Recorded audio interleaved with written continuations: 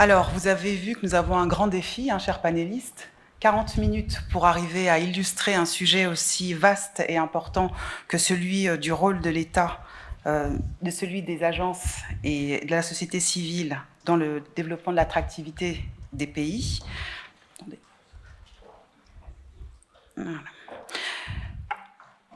Je vais démarrer en vous souhaitant la bienvenue, chers panélistes. Monsieur Da Silva, qui est le président de l'Agence nationale pour la promotion des investissements en Angola. Je vous demande de lui réserver un chaleureux accueil. Monsieur Nkinzo, président de l'Agence nationale pour la promotion des investissements de la République démocratique du Congo. Monsieur Thierry Badou, directeur de l'attraction des investissements du Centre des investissements de Côte d'Ivoire.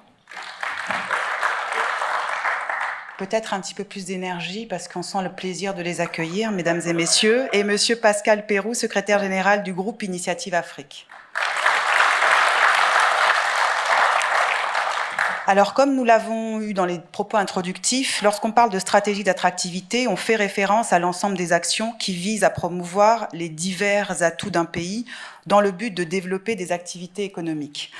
Nous, notre focus au sein de ce premier panel portera sur les orientations de l'État, les marges de manœuvre et les réalisations des agences de promotion des investissements et les initiatives de la société civile à travers un prisme qui est celui des environnements des affaires, de la société civile et celui des transports et des infrastructures. Cet état des lieux nous permettra de mieux comprendre leur rôle, leurs influences et de prendre la mesure de leurs impacts sur le développement des stratégies d'attractivité.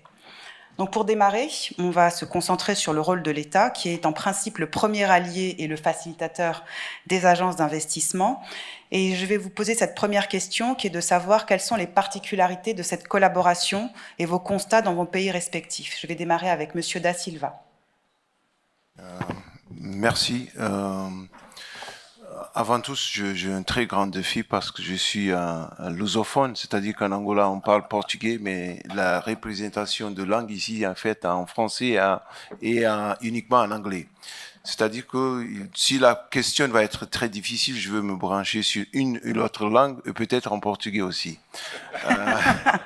Merci pour la question. C'est vraiment très important de reconnaître que le rôle d'un État est plutôt instrumental parce que c'est basé sur les politiques qu'on est capable d'implémenter, de créer le genre de conditions capables de servir pour la proposition d'attraction d'investissement dans nos pays.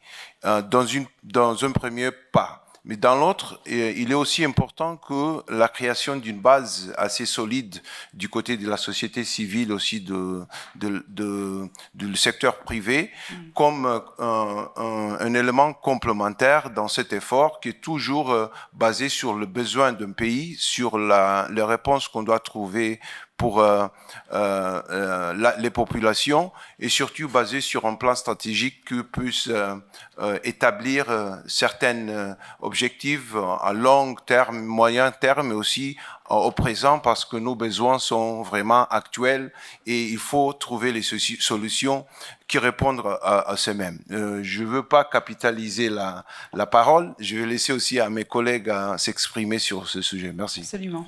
Merci beaucoup pour ce premier retour, Monsieur Nzenko. Merci, Monsieur Nkinzo. Donc, c'est important. Je vous rebaptise à chaque fois. Non, il n'y a pas de souci. Alors, je pense que le rôle de l'État est assez important sur la question de l'attraction des investissements. J'ai suivi tout à l'heure Monsieur Rudy Demotte qui a essayé de donner déjà quelques réponses là-dessus. Un premier élément que l'État doit normalement garantir, c'est la mise en place d'un cadre, un cadre légal. Je parle de la régulation. Je parle d'un deuxième élément qui a été précisé ici, c'est la question de la stabilité politique normalement pour qu'il puisse y avoir une sorte de mouvance des investissements, une sorte de croissance des investissements. Un opérateur économique devrait se sentir totalement satisfait des questions sécuritaires dans ce pays. Et ça c'est un élément qui est important. Un troisième élément qui a été précisé, c'est les garanties des libertés, j'allais dire économiques, des libertés publiques. Aujourd'hui, est-ce qu'un opérateur économique se sentirait à l'aise dans un pays où il n'y a pas ce type de liberté? Nous avons différentes constitutions dans différents pays, nous avons différentes cultures, nous avons différentes langues. Je ne veux pas regarder quelqu'un à ma droite, mais ce sont des différents éléments qui permettent à ce qu'un opérateur économique, un investisseur puisse se dire, est-ce que dans ce pays, je peux me sentir à l'aise en mettant $1, 1 euro, un franc CFA? Est-ce que je peux avoir un retour là-dessus?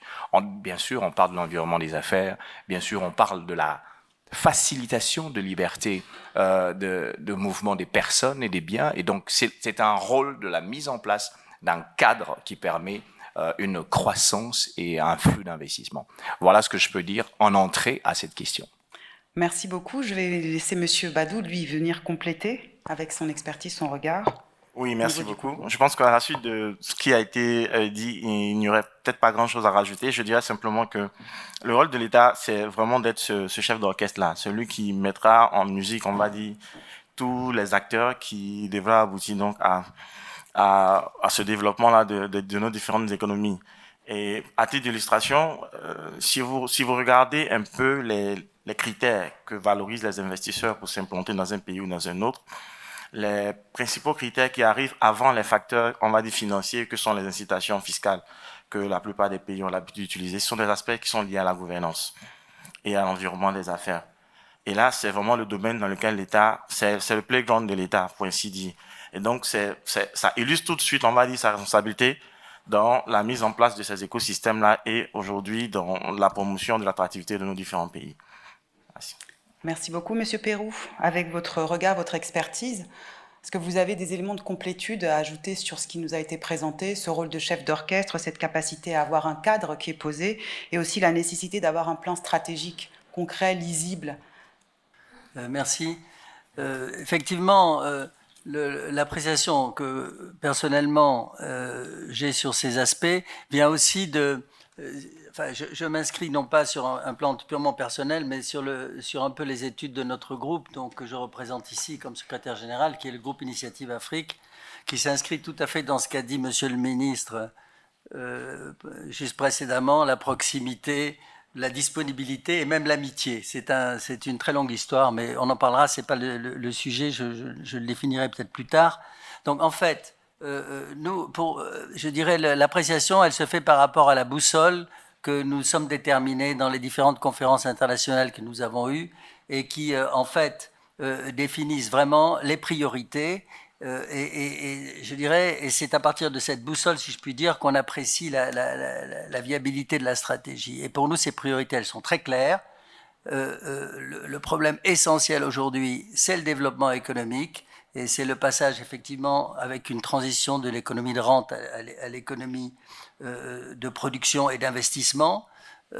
C'est une économie tournée vers l'emploi, parce que la plus grande source d'insatisfaction aujourd'hui et ce qu'il y a de plus explosif, c'est vraiment ce problème-là. Et ça aussi, c'est un nouveau paradigme.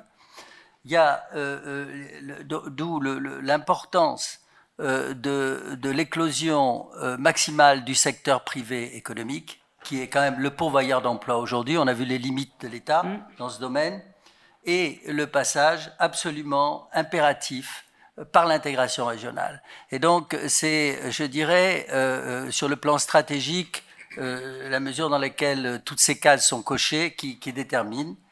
Les autres points qui sont extrêmement importants aussi, parce que là, il faut se dire les vérités en face, c'est les aspects qui concernent effectivement la gouvernance, qui sont au premier lieu la corruption.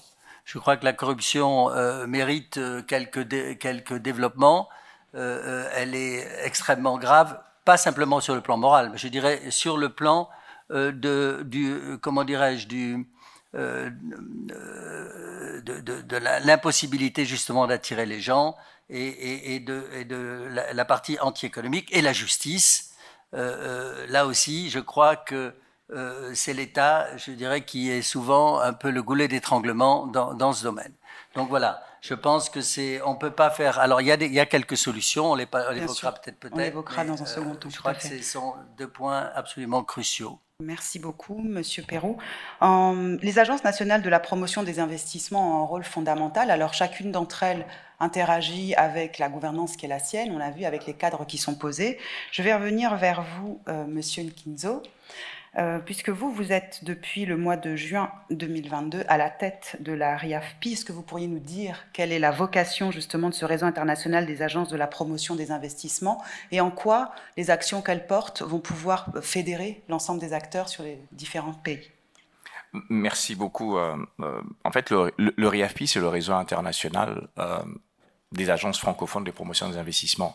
Pourquoi on parle de ce réseau des agences francophones de promotion des investissements? C'est pour arriver à fédérer les différentes économies des pays francophones ou bien des pays qui sont à vocation francophone afin de pouvoir, premièrement, mouvoir un flux d'investissement au sein de cet espace francophone et ensuite à l'extérieur de cet espace francophone.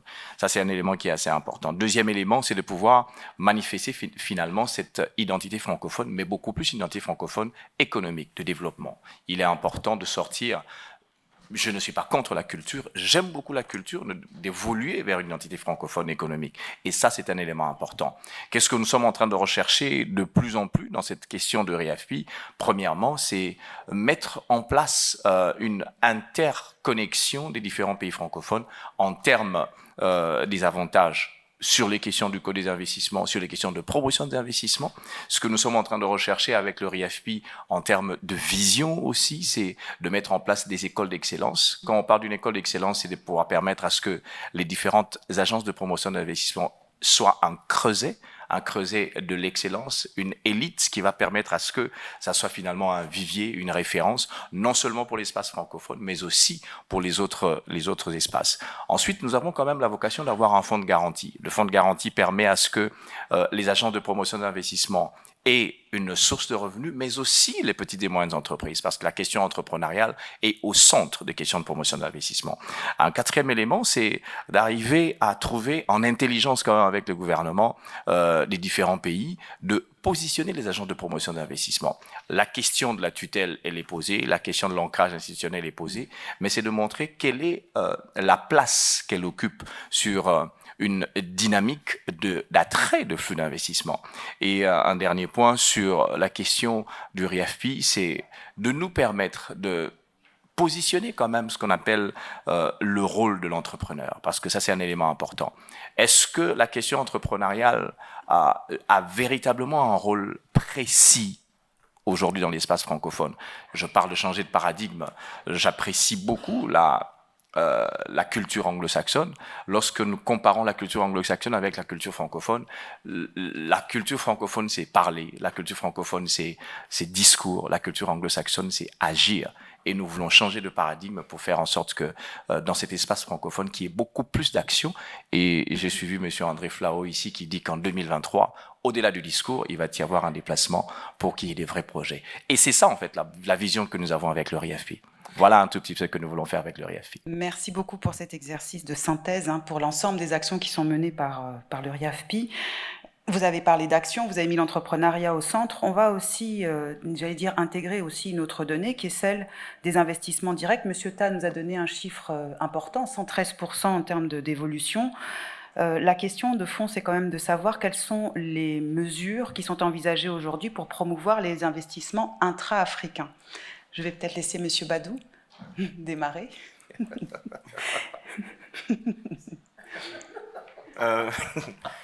Question un peu difficile, mais je dirais qu'en fait, à l'échelle continentale aujourd'hui, il y a de nombreux instruments qui se mettent en place.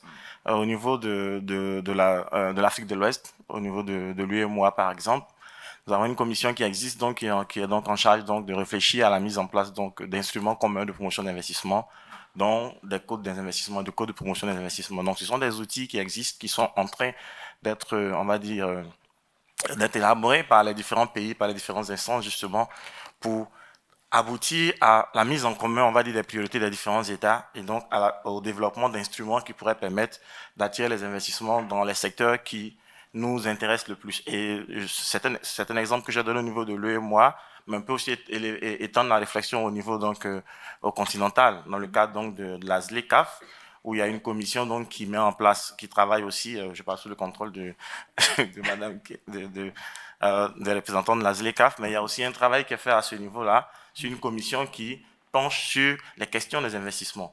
Donc aujourd'hui, il y a une analyse, une approche continentale, une approche sous-régionale qui est en train de se développer pour faire en sorte que les intérêts de différents pays soient pris en compte, parce qu'il est difficile de concilier des intérêts de pays qui ont des plans nationaux de développement économique différents, des priorités différentes.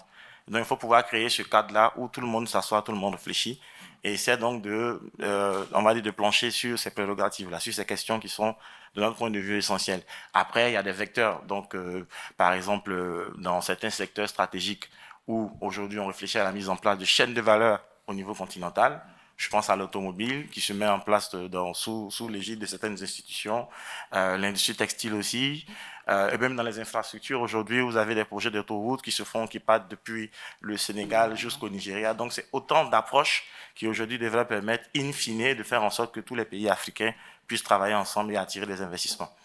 Merci beaucoup pour votre retour. Monsieur Da Silva, je vous voyais réagir sur cette question. Non, pas vraiment, mais comme vous m'avez donné la chance, je veux le faire.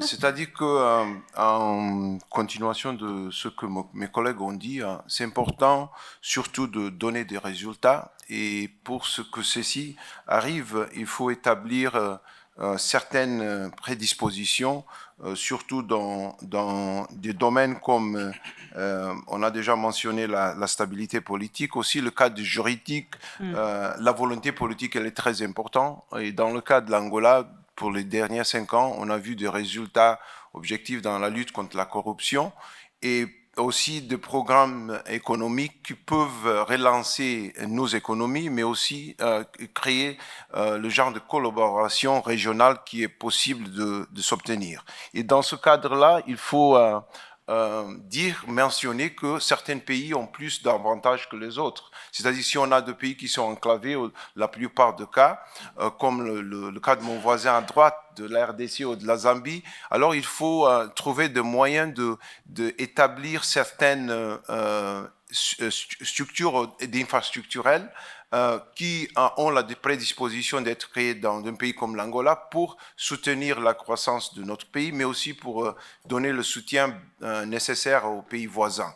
Et c'est dans ce cadre que l'Angola et le gouvernement angolais sont en train de faire des investissements assez importants dans les secteurs comme la construction des aéroports, de ports et aussi de réseaux de chemins de fer, pour prendre beaucoup plus d'avantages sur l'existence des corridors avec ces 2 pays voisins et frères. Et ça aussi, comme conséquence, va pouvoir permettre la création d'une relation intra-commerciale entre les 3 pays. Et par cette action, à cause de la démographie qui est majoritairement très jeune, on va pouvoir dans les prochaines décennies, obtenir des résultats sur la croissance de pouvoir d'achat de nos populations et aussi le résultat sur l'existence d'une base de consommateurs qui va pouvoir se extendre dans plusieurs besoins et avec la manufacture locale arriver à correspondre à ces besoins et l'excès on va pouvoir exporter ailleurs. Il faut qu'on regarde de plus en plus aux besoins nationaux, aux besoins africains autant qu'existence, autant qu'un fact et arriver à le réaliser dans le temps que la majorité de nos populations, plutôt les jeunes, ont déjà dépensé beaucoup de temps à attendre. Merci. Effectivement, tout ce qu'on disait en introduction, beaucoup de propositions, peu d'actions, certaines actions probantes. On va aller se rapprocher un peu des initiatives qui sont prises au niveau du secteur privé. Alors, Monsieur Pérou, vous êtes donc secrétaire général du groupe Initiative Afrique. Et lors de nos échanges, vous avez évoqué un point très important qui était celui de la coalition des acteurs avec lesquels vous œuvrez ardemment. Et dans le cadre de ces initiatives, vous vous êtes penché justement sur ces populations jeunes. Est-ce que vous pouvez nous donner quelques illustrations des programmes que vous avez mis en place et comment cette jeunesse, vous commencez à l'impliquer dans toutes ces actions pour qu'elles soient demain ceux qui dirigeront ou peut-être ceux qui porteront ces projets de façon concrète? Merci pour ce recentrage énergique sur les points clés et les actions. Bon, juste un mot sur les agences de promotion. Je dirais, moi, mon seul commentaire, il est que ce qui est très important là-dedans, c'est toujours d'intégrer au maximum le secteur privé, parce que y a une méconnaissance souvent des mécanismes, des fonctionnements, des mentalités, des vrais problèmes, et que c'est je dirais, c'est de là où beaucoup de choses doivent partir. Donc c'est juste sur le thème précédent. Maintenant, sur la jeunesse, c'est vrai que nous avons fait 4 conférences, dont une spécialement sur la jeunesse en 2014, qui s'appelait « Jeunesse africaine, bombe à retardement ou opportunité historique ». C'était exactement 15 jours avant l'explosion du Burkina. Et donc, voilà, il y avait... voilà, avec aussi le principe de la façon dont on travaille, c'est de toujours essayer de condenser sous forme de recommandations très précises.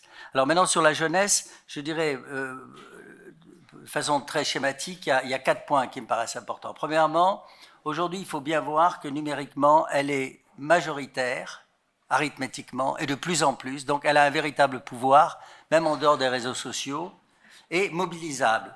Parce qu'elle est, je dirais, là aussi, sujette à beaucoup d'influence. Deuxièmement, elle est très frustrée. Elle est frustrée pour des raisons parfaitement compréhensibles, souvent par des promesses non tenues des politiques, il faut dire les choses comme elles sont, et elle est largement inoccupée. Là aussi, c'est un des éléments, elle n'a pas grand-chose à perdre, elle est inoccupée, en grande partie. C'est donc vraiment, si je puis dire, entre guillemets, de la matière très inflammable. Quatrièmement, ce qu'on a essayé de faire dans cette conférence, qui a duré 2 jours et demi, c'était vraiment de voir quel horizon crédible on peut lui donner, quel espoir, donc basé sur, je dirais, du concret, de l'exemplarité, je pense que je dirais, tout ce qui tourne au niveau de la création d'emplois dont j'ai parlé tout à l'heure fait partie de ce qui est ressorti. Et d'ailleurs, avec la condition absolument nécessaire de l'intégration régionale pour faire émettre les synergies, ce qui a été d'ailleurs le sujet de la conférence qui a suivi, de façon là aussi très concrète. Cinquièmement, c'est un énorme potentiel, c'est vrai, mais c'est un potentiel à travailler. C'est un véritable atout, c'est évident. Comme on le disait tout à l'heure, c'est d'une richesse culturelle, de potentiel absolument capitale, surtout si on fait les projections démographiques où on sait que la population va augmenter, doubler par 2 d'ici 2050 et qu'à la fin du siècle, je dirais, 1 personne sur 3 sur la Terre sera africaine. Je veux dire, il faut prendre la mesure de cela. Mais il faut bien dire qu'elle n'est pas très bien préparée, qu'elle n'est pas très bien formée encore actuellement, notamment au plan technique et économique. D'où l'importance des communications, et c'est là où j'en arrive au dernier point, et elle manque aussi un peu de racines aujourd'hui parce qu'elle est coupée de la tradition de plus en plus et relativement manipulable du fait de son âge. Donc notre stratégie, c'est d'aller vers elle. C'est de lui dire la vérité, en tout cas la vérité que nous pensons avoir réfléchi, et de tenir les promesses, c'est-à-dire vraiment de renforcer ce côté crédibilité sur la construction de ces bons modèles, entre guillemets. Et alors, au niveau de notre organisation, nous avons la partie think tank, grande conférence internationale, nous avons la partie de suivi des actions, c'est-à-dire que c'est un réseau qui fonctionne par cooptation, donc tout dans les pays, les gens sont impliqués à suivre la mise en place. Et nous avons créé l'année dernière un GIAF Junior, qui est donc, d'ailleurs, je pense qu'il y a une personne qui est, voilà, José Aododé, qui est ici dans la salle, qui est coordinateur de ce GIAF Junior. Et donc, on fait des webinaires mensuels dans lesquels on met les seniors en face des juniors. C'est les juniors qui posent les questions et on essaye après d'utiliser les réseaux sociaux pour que cette structuration de la réflexion pénètre, je dirais, et fasse partie de leur appropriation, même critique, mais voilà, c'est un peu notre manière de procéder par rapport à la jeunesse. Merci Monsieur Pérou. Donc ça donne aussi d'autres idées d'initiative, d'implication dans ce que vous avez déjà construit à ce jour. Nous avons déjà fait un tour d'horizon sur les questions d'attractivité, sur la place que peut avoir la société civile, les différentes actions. Il nous reste l'infrastructure que vous avez commencé à évoquer chacun dans les pays qui sont respectivement les vôtres. Je vais revenir vers vous, Monsieur Da Silva, parce qu'en Angola, vous avez une percée avec cette énergie Est-ce que vous pouvez nous dire un peu quel est l'impact que ça a eu sur l'attractivité de votre pays? Une très bonne question. En tout cas, on a enregistré, à cause des autres facteurs que je viens de mentionner, une croissance de l'intérêt des investisseurs pour notre pays. Et aussi, c'est important de mentionner qu'on avait une perception assez négative sur le pays. Et le changement de perception, ça prend du temps. Et aussi, ça prend un besoin d'un effort additionnel pour le faire. Et notre participation dans un événement comme ceci est une démonstration du pragmatisme qu'on a trouvé pour le réussir à établir. Et comme résultat, on est déjà en train d'accueillir beaucoup plus d'intérêt. Et nos chiffres nous démontrent ça. Et on croit que dans l'avenir proche, ça va être aussi plus significatif, pas seulement à cause de l'investissement qui vient de l'extérieur, mais aussi le réinvestissement dans notre propre marché à cause de la diversification économique où on est en train de constater que plusieurs opérateurs sont en train d'embrasser prendre les opportunités existantes pour expandir leurs activités et aussi pour l'exportation vers le marché voisin. C'est un facteur assez important parce qu'on va pouvoir s'éloigner un peu plus de la dépendance de la matière première que le pétrole, qui constitue toujours la grande portion de notre produit national brut. Merci, Monsieur Da Silva. Je vais vous laisser rebondir, Monsieur Mkinzo. Merci beaucoup. Je pense que nous avons à la limite les mêmes stratégies ou la même stratégie, mais à différentes échelles. Je vais revenir juste sur un point que tout à l'heure, Monsieur Perrault a soulevé sur la jeunesse, et puis je reviendrai sur la question. Je pense que la jeunesse en Afrique est numériquement élevée aussi, oui, mais je pense qualitativement élevée. Lorsque vous regardez quand même les startups qui sont en train de se mettre en place, quand vous regardez du nord au sud, de l'est à l'ouest, nous avons une prolifération des nouveaux projets qui sont en train de se mettre en place par des jeunes. Et ça prouve qu'il y a de l'imagination, il y a de l'innovation, il y a une certaine idée qui se met en place qui nécessite un encadrement. Et ça, c'est un élément qui est important. Un deuxième élément, au-delà du fait qu'on parle des promesses des politiques, je pense plutôt qu'on parle d'un cadre qui permet aux jeunes de pouvoir se développer. Le gros problème que le jeune a, un jeune qui est dans un aspect économique, c'est l'accès au financement. C'est aussi un cadre qui lui permet de pouvoir se dire, est-ce qu'avec mon idée, je peux avoir des sous? Et ça, c'est un élément qui est en train d'être taclé par différents pays. Dans notre pays, on a pris la loi sur l'entrepreneuriat, on a le fonds de garantie de l'entrepreneuriat qui est mis en place, on a la loi sur la sous-traitance et on a différents éléments qui sont mis en place. Maintenant, je reviens sur la question des infrastructures qui est extrêmement important. La connectivité dans un pays est importante. Pourquoi? Ça réduit des coûts de logistique. Des coûts opérationnels pour un opérateur économique sont extrêmement importants dans son prix de revient, dans son retour sur investissement.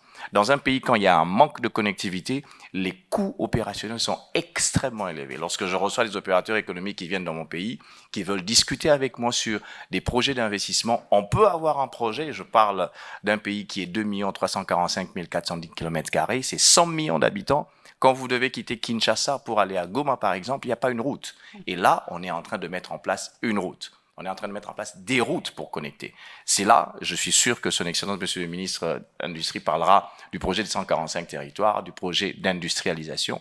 Et c'est dans ces projets qu'on est en train de mettre en place ce qu'on appelle un développement de l'infrastructure routière, infrastructures aéroportuaires et même des infrastructures portuaires pour faire en sorte que nous puissions aller de l'Est vers l'Ouest, du Nord au Sud. Mais il y a aussi l'infrastructure énergétique. Aujourd'hui, on ne peut pas parler de l'industrialisation d'un pays sans énergie. 100 000 mégawatts, qui est le potentiel de notre pays. Aujourd'hui, nous avons le seul site d'Inga qui a 56 000 mégawatts, mais 2,5% seulement qui est exploité. Et le taux de pénétration de l'électricité est aujourd'hui de pratiquement 10, 15, 20%, entre guillemets. C'est une opportunité. Et là, aussi, dans le projet de 145 territoires qui va être abordé certainement, on est en train d'aller vers des micro-barrages pour créer un écosystème dans le secteur rural. Et je rejoins M. Flao qui parle de pyramide. Je crois qu'il faut commencer par la base et il faut commencer par le secteur rural. Et un troisième aspect, on a parlé des énergies routes et développement du capital humain qui est assez important dans la question de l'infrastructure. Parce qu'aujourd'hui, si on veut avoir une infrastructure développée, il faut avoir une main-d'œuvre adaptée aux standards. Je dis bien adaptée aux standards. J'évite le mot qualifié parce que nous avons quand même une qualification, mais les standards évoluent. Ce qui était il y a 15 ans comme technologie, il y a 20 ans comme technologie, n'est probablement pas la même ou le même aujourd'hui en 2022 et ne sera certainement pas la même dans les 15, les 20 ans qui arrivent. Donc aujourd'hui, les questions d'infrastructure sont extrêmement cruciales. Il faut y mettre vraiment un point d'honneur et c'est là que le pays, dans notre pays, on est en train d'avancer. Mais il y a aussi l'agriculture. Il faut quitter de l'agriculture simple vers une agro-industrie pour que finalement, il y ait cette véritable diversification de l'économie. On ne doit plus dépendre des mines pour la plupart des pays, et nous, on est en train de se battre pour aller vers cette diversification. Agriculture, tourisme et un certain nombre d'éléments. Je pourrais peut-être revenir sur ces questions, soit en aparté, soit dans d'autres questions qui vont revenir. Oui, je pense que vous allez avoir des questions dans la salle qui vont de toute façon venir vous interroger sur ce point. Monsieur Badou, je vous laisse juste rajouter un point parce que vous aviez une spécificité dans votre pays par rapport à l'infrastructure avant qu'on passe aux questions de l'audience. Oui, merci tout à fait. Je pense que l'infrastructure est assez instrumentale aujourd'hui pour tout ce qui est croissance économique et puis construction, voire consolidation de la compétitivité de nos différentes économies. Et il serait difficile aujourd'hui de parler, même de travailler à l'attractivité de nos différents pays si on ne regarde pas de façon assez concrète la question des infrastructures. Vous l'avez dit tout à l'heure, nous avons aujourd'hui un record qui est assez important au niveau de la Côte d'Ivoire, parce que depuis pratiquement 2010 que nous sommes sortis de la crise que nous avons traversée, il y a de gros efforts, de gros investissements qui ont été faits par l'État aujourd'hui pour remettre les infrastructures à un niveau et faire en sorte qu'aujourd'hui la Côte d'Ivoire soit dotée, soit baillée par un réseau d'infrastructures qui permettent aujourd'hui à la matière première de sortir des zones de production jusqu'aux zones de transformation, aux zones de distribution. Donc, il y a de gros investissements qui sont faits à la fois dans les routes, aussi au niveau de l'énergie. Comme M. Nkizo le disait tout à l'heure, aujourd'hui, nous avons beaucoup investi dans ce secteur. Nous avons structurellement, on va dire, nous sommes structurellement excédentaires aujourd'hui au niveau énergétique. Nous approvisionnons même les pays voisins à ce niveau. Et donc, aujourd'hui, l'industrie n'a pas vraiment d'inquiétude en tant que telle au niveau de la Côte d'Ivoire pour ce qui est de l'infrastructure énergétique. Mais je vais aller un peu plus loin, je vais pousser plus loin la réflexion pour dire que l'infrastructure ne doit pas seulement, nous n'allons pas seulement on va dire, la regarder au niveau de tout ce qui est infrastructure de transport. Nous, on veut vraiment regarder aussi tout ce qui est infrastructure industrielle parce que c'est un facteur qui est déterminant aujourd'hui pour l'investisseur. La question qui se pose, enfin, l'une des questions qui se pose aujourd'hui en considérant une destination, c'est de dire où est-ce que je vais implanter mon unité de production? Où est-ce que, dans quel cadre je vais réaliser mon investissement? Dans quel écosystème? Quel sera le cadre de vie pour moi, pour mes travailleurs, ainsi de suite. Donc, c'est vraiment une lecture à 360 degrés qu'il faut faire aujourd'hui quand on parle d'infrastructure et ne pas seulement regarder les aspects de port, transport, ainsi de suite. Il faut regarder l'infrastructure numérique aussi qui est importante, qui permet qui permet d'impulser même l'innovation dans nos différents territoires et surtout, comme je disais, aussi dans l'infrastructure industrielle. En 2016-2017, nous avons procédé à un diagnostic du cadre d'investissement de la Côte d'Ivoire, quand il s'agissait donc de mettre en place un nouveau code des investissements. Ça a été fait avec McKinsey, je ne fais pas de pub, mais bon, je les cite quand même. En fait, l'étude a montré que globalement, la Côte d'Ivoire était jugée attractive par les investisseurs à cause de la qualité de vie relative qu'il y avait. Mais que les gros défis qu'il y avait encore se trouvaient au niveau, on va dire, des facteurs liés à l'infrastructure industrielle, où il y avait beaucoup de questions, beaucoup d'éléments encore à résoudre. Et donc, de ce point de vue-là, c'est un aspect que notre gouvernement a décidé de considérer de façon assez concrète avec la mise en place de nouveaux instruments, de nouvelles lois pour le développement des zones économiques spéciales et tout ça. On pourra, pendant les échanges, donner des exemples sur des cas de réussite en Afrique où des pays comme le Maroc, par exemple, ont axé leur stratégie de développement des zones économiques spéciales. Et aujourd'hui, ces espaces-là attirent pas moins de 5% de leurs IDE. Dit que c'est important à considérer. Voilà. Merci beaucoup pour ce complément. On va laisser, je pense que là vous êtes tous très passionnés, je vois vos yeux qui pétillent, une grande énergie chez vous. Qui est-ce qui a envie de poser la première question? Oui, monsieur, je vous en prie. Bonjour. Je sais bien que nous sommes aujourd'hui au Rebranding Africa Forum, mais chacun plaide pour son continent, si vous permettez. J'ai noté avec beaucoup d'intérêt le président de l'Agence nationale des investissements des RDC parler de connectivité Est-Ouest. Alors ma question s'adresse à tous les 4 panélistes. Est-ce que dans vos différentes démarches en tant que dirigeant d'agence de promotion internationale du commerce, est-ce qu'il y en a beaucoup d'initiatives vis-à-vis de l'Asie, alors que les 2 continents ont beaucoup de similitudes, tant au point de vue marché qu'au point de vue population et dans certains aspects de la culture, excepté peut-être la Côte d'Ivoire qui récemment a envoyé une délégation au Vietnam. Merci. Alors, succinct. Succinct, ok. Merci beaucoup. Alors, votre continent, c'est l'Asie, et votre pays, c'est lequel? Le Vietnam. Le Vietnam. Ok. J'aurais aimé avoir une histoire avec le Vietnam. Mais bon, je vais rester dans l'Asie. Je pense qu'aujourd'hui, il n'est plus un secret pour n'importe quel citoyen dans le monde combien la RDC a une histoire quand même avec l'Asie au travers des Chinois sur la question de la construction des routes. Et ça, c'est un élément qui est extrêmement important sur les questions minières et sur aujourd'hui un certain nombre d'échanges bilatéraux qui peuvent exister entre les 2 structures. Oui, donc je peux dire qu'il y a des initiatives qui ont existé par rapport à cet échange avec la Chine. Je vais vous dire une chose.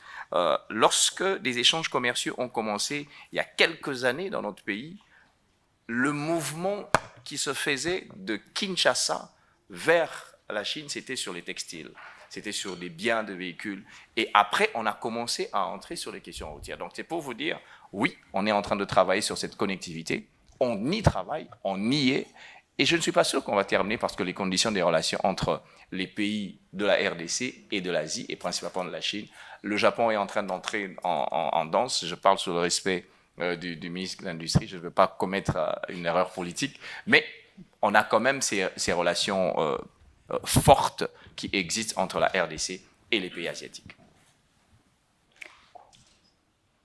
Alors, je vais répondre un peu indirectement en disant l'objectif, c'est de rendre l'Afrique attractive et réciproquement le Vietnam est attractif. Bon, pour ça, je pense qu'il y a 2 points que je me permettrai de rajouter, c'est-à-dire un point sur l'intégration régionale et un point sur un projet concret qui peut peut-être vous intéresser. On est là peut-être dans une bourse d'échange d'idées. Bon, sur l'intégration régionale, nous avons dans le groupe fait un certain nombre de recommandations sur la manière d'améliorer la CEDEAO, etc., mais qui sont, je crois, tout à fait d'actualité, auxquelles s'est ajouté 2 choses, parce qu'il faut tenir compte de la situation de transition actuelle qui est très difficile. La première, c'est que l'intégration régionale, comme je disais tout à l'heure, c'est un must. On ne pourra pas se développer si on se divise. C'est donc, on n'a pas le droit. Enfin, déjà, c'est vraiment quelque chose de très important pour nous, comme vous l'avez fait aussi avec l'ASEAN. Bon. La deuxième chose, c'est la réhabilitation de la CEDEAO, qui est quand même, au niveau économique, une institution très puissante, très forte, mais qui pourrait être améliorée avec une représentation plus grande de la société civile et du secteur privé, ce qui lui enlèverait un peu plus son image de syndicat de chef d'État et qui la rendrait un truc plus efficace. C'est d'autre part un des éléments de solution des pays individuellement pris. Quand on regarde les problèmes et de corruption et les problèmes de justice avec la Cour de justice. C'est-à-dire que là, il y a quelque chose qui peut faire office de stimulant pour des évolutions très difficiles dans les pays. J'en arrive au projet, qui illustre en fait la situation actuelle et les problèmes qui se présentent avec la situation dans le Sahel. Ça va vous intéresser aussi, je pense. La situation actuelle, on avait un projet très important qui venait du secteur privé, poussé par les patronats du G5 Sahel, qui était un projet qu'on avait appelé Espoir pour le Sahel. C'était l'idée de faire un choc de structuration par rapport au choc de déstructuration actuel. On se rend compte que les problèmes économiques de subsistance sont fondamentaux dans les systèmes dans les problèmes de déstabilisation actuels. Et l'idée, c'était de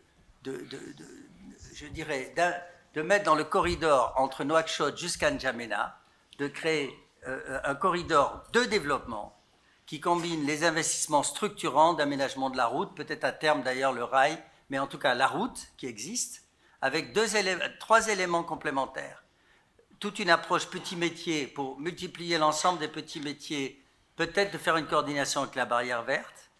Deuxièmement, d'enlever tout ce que permet la CEDEAO, c'est-à-dire tout ce qui est barrage douanier actuel, là où se passent tous les trafics, c'est-à-dire de faire en sorte que tout soit dédouané dans les ports et les aéroports, qu'on fasse comme en Europe, c'est-à-dire c'est prévu statutairement dans les statuts de la CEDEAO, donc on facilite cet aménagement-là, que d'autre part on amène le gaz, l'électricité, tout ce qui est truc de Nouakchott, bon, avec un barrage du côté de Taoussa qui existe, dans lequel on peut fixer 200 000 personnes, donc de faire une barrière de développement, si je peux dire, tout le long, et en creusant des puits tous les 30 km, de façon à ce que les villages, de ramener les villages en de la route, qui sont beaucoup plus faciles à protéger, mais en même temps, qui sont, je dirais, en amenant l'électricité, l'Internet pour les jeunes, etc. Donc c'est un projet qui n'est même pas un projet onéreux, dans lequel on a présenté d'ailleurs à l'Europe. Donc on était dans une dynamique où tous les patronats du G5 Sahel étaient d'accord. C'était un projet initié par le secteur privé. Il avait été présenté aux chefs d'État à l'époque et ils avaient reçu leur accord. Qu'est-ce qui s'est passé depuis? Je pense que monsieur... les juntes et le fait. Et là, on arrive au problème de la fractionnement. Voilà, je m'arrêterai là. Vous aurez le temps d'échanger plus en avant sur ce projet Sahel. Peuvent être. Alors, il nous reste une question dans l'audience que je vais laisser à Madame Awani poser la question puisqu'elle a une question. Je laisse Monsieur Da Silva juste rajouter son point de complétude et je vous laisse la main pour poser votre question. Ouais, je voulais seulement ajouter que l'Angola prépare pour le 15 et le 17 novembre un important forum à Hanoï avec une importante délégation. Et aussi, surtout, on veut l'échange des expériences sur le domaine de l'agriculture parce qu'on est un pays qui a 50 millions d'hectares de terres arables et on est en train d'utiliser 15%. Et l'expérience du Vietnam dans l'agriculture, la production du riz est assez importante et on veut aussi en profiter de ça. Merci. La RDC, c'est 80 millions d'hectares des terres arables. C'est ça. Madame. I had a question. Is a Pan-African...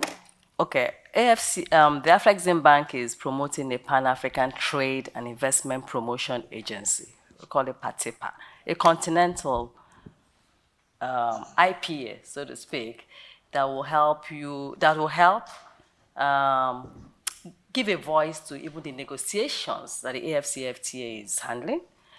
That will also help in image making, not from a national perspective, but from a continental perspective.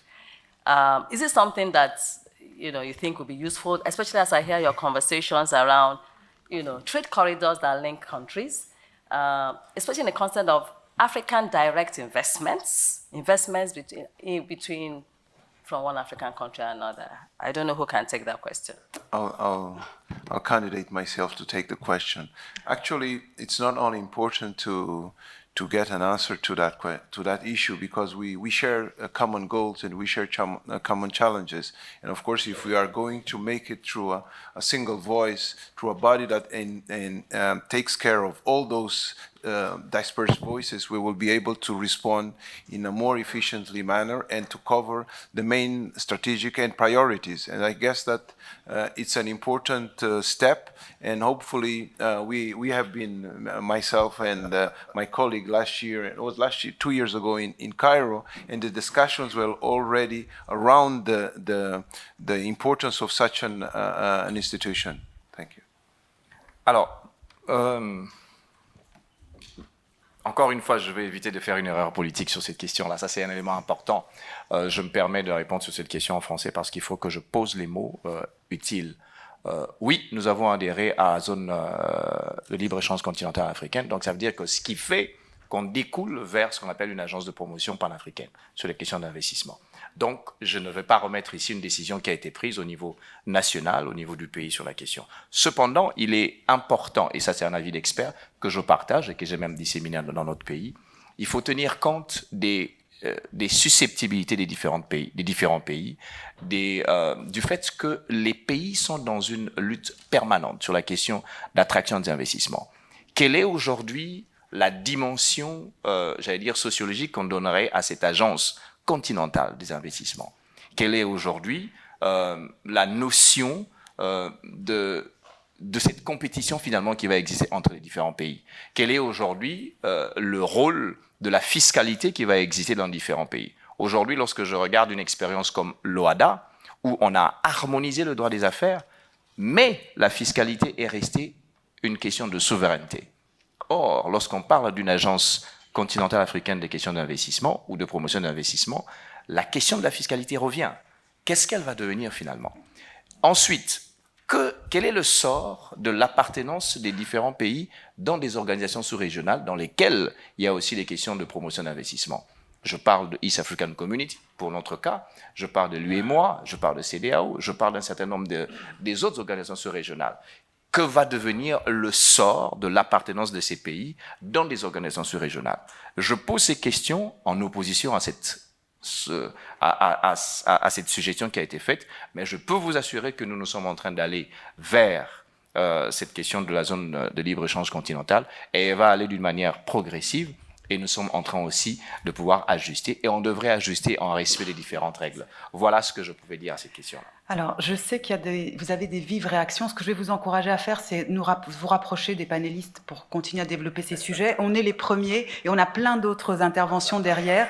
Vous voyez ma collègue qui est déjà en train de me ramener à l'ordre du jour sur le timing. Ce que je pouvais vous dire sur ce premier point, de manière très concrète, c'est ce qu'on retient comme étant les composantes d'une bonne stratégie d'attractivité, le cadre légal, le plan stratégique, la fiscalité, l'infrastructure qui est diverse et variée et qui permettra derrière de pouvoir créer un écosystème favorable à l'accueil des investissements étrangers. Merci beaucoup, Léo Kadi. Merci beaucoup.